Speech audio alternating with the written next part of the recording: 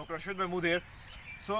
Recommend ये किया जाता है कि हर बच्चे का पैदाइश के बाद चाइल्ड स्पेशलिस्ट का मुआयना कराया जाना चाहिए।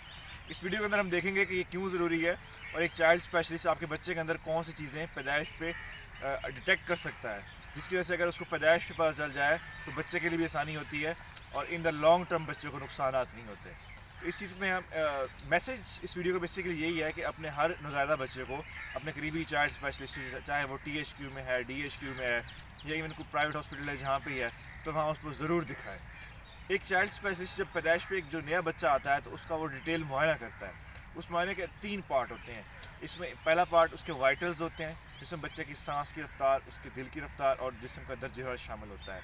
सेकंड स्टेप में उसकी एंथ्रोपोमेट्री होती है, जिसमें बच्चे की पैदाइश की जाती है, पैमाइश की जाती है। उस पैमाइश के अंदर बच्चे का वज़न, उसके सर का साइज़ और उसकी लंबाई या लेंथ बड़ी इंपॉर्टेंट है। थर्ड स्टेप में उसका फिर हेड टू टो पूरा एग्जामिनेशन किया जाता है। तो बच्चे का सबसे पहला पार्ट जो था इसमें वाइटल्स थे, तो उसमें बच्चे का जिस्म का दर्ज हरारत, सांस की रफ्तार, दिल की रफ्तार लेना बहुत अहम है, क्योंकि इसमें से किसी भी चीज़ में अगर मसला हो तो वो बहुत सीरियस इशू होता है। ऐसे बच्चे को दाखिले की ज़रूरत होती है। सेकंड स्टेप में जो चीज़ें मैंने बताई हैं कि बच्चे का सर का साइज़, उसके लेंथ, उसकी जो है वज़न, ये भी बहुत ज़रूरी है। क्यों ज़रूरी है? इसके 2 इंपॉर्टेंट पॉइंट्स हैं। पहला, अगर इसमें किसी भी चीज़ में मसला है, सपोज़ उसका हेड साइज़ कम है या लेंथ कम है या वज़न कम है या बहुत ज़्यादा है, तो उसका उसी टाइम कुछ ना कुछ देखना पड़ता है हमें कि इसकी वजह क्या है। वजह का तयन करना बहुत ज़रूरी है। सेकंड, इसकी इंपॉर्टेंस ये है कि जब आपका बच्चा साल के ऊपर 2 साल के ऊपर आता है और अक्सर वालिदैन उस टाइम कंप्लेंट कर रहे होते हैं कि डॉक्टर साहब बच्चे की ग्रोथ नहीं हो रही या बच्चे का सर का साइज़ कुछ कम होता है या कोई भी मसला होता है, तो हम उसको पिछले पैदाइश के सर के साइज़, पैदाइश के वज़न के साथ कंपेयर करते हैं। तो हम देखते हैं कितनी उसकी बढ़ोतरी हुई है। इससे हमें बड़े अच्छी तरह हमें अंदाज़ा हो जाता है कि बच्चे की ग्रोथ इस दौरान क्या हो रही है। तो ये 2 चीज़ें बहुत ज़रूरी हैं। फिर तीसरा पार्ट आता है हेड टू टो एग्जामिनेशन। उसमें एक चाइल्ड स्पेशलिस्ट आपके बच्चों का पूरा मुआयना करता है और काफ़ी सारी पैदाइशी नुकाइस का देखता है। अगर हम सर से देखें तो सर में बाज़ बच्चों के अंदर हड्डियाँ जुड़ी होती हैं। नॉर्मली तो हर बच्चे के अंदर सर के अंदर सॉफ्ट स्पॉट्स होते हैं, इसको हम सॉफ्ट स्पॉट, जिसको ताल्लुक इससे सॉफ्ट स्पॉट्स होते हैं, ठीक है, इसको हम फॉन्टेनले कहते हैं। कुछ बच्चों के अंदर ये क्लोज होते हैं, सर का हड्डियाँ जुड़ी होती हैं, सर ब्रेन का दिमाग का साइज़ बढ़ता ही नहीं है। तो ये पैदाइश पे चाइल्ड इसको चेक करता है। अगर खुदा खासा हड्डियाँ जुड़ी हों तो फिर उसके मुताबिक उसका न्यूरोसर्जन से इलाज होता है।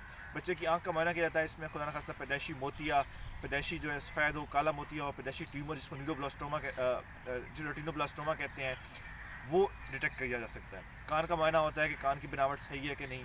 तालू का मुआयना होता है कहीं क्लेफ्ट पैलेट तो नहीं है। नाक का मुआयना होता है कहीं नाक की हड्डी बंद तो नहीं है। इस तरह बच्चे की गर्दन का मुआयना होता है। बच्चे की जो है बाजुओं और तमाम जोड़ों का मुआयना होता है। बच्चे की जल्द का मुआयना होता है कि जल्द के ऊपर कोई मसला तो नहीं है। बच्चे का दिल का मुआयना होता है कि खुदा न खास्ता बच्चे की दिल की कोई नाली खुली तो नहीं है, तो दिल में सुराख तो नहीं है। यहीं पे अगर डिटेक्ट हो जाएगा तो बच्चे के लिए उसका इलाज करना बड़ा आसान हो जाता है। बच्चे का पेट का मुआयना होता है, खुदा न खास्ता बच्चे के पेट के अंदर कोई पैदाइशी गुर्दों के मसाइल, में गुर्दों के अंदर कोई पानी तो नहीं है, तो पता चल जाता है वहीं पे ही। खुदा न खास्ता बच्चों के पैदाइशी ट्यूमर्स होते हैं जिसमें न्यूरोब्लास्टोमा शामिल है, तो उसका पता नहीं चल जाता है। एक बहुत अहम चीज़ ये है कि बच्चे के जो है हड्डी का जोड़, कुछ बच्चों के अंदर हड्डी का जोड़ जो है वो निकला हुआ होता है और ये एक चाइल्ड स्पेशलिस्ट मुआयने से ही पता कर सकता है कि उसकी हड्डी के जोड़ की स्टेबिलिटी कैसी है, वो ठीक है या नहीं है। अगर इस टाइम पे ये डिटेक्ट हो जाए तो सिंपल हम एक उसको पहनाने को एक चीज़ डिवाइस दे देते हैं, उससे काम चल जाता है।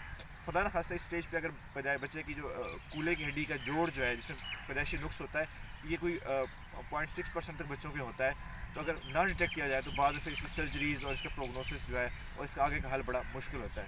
इस तरह पैदाइश में हम बच्चों को देख लेते हैं कि क्लब फुट यानी टेढ़े पाँव का मसला तो नहीं है।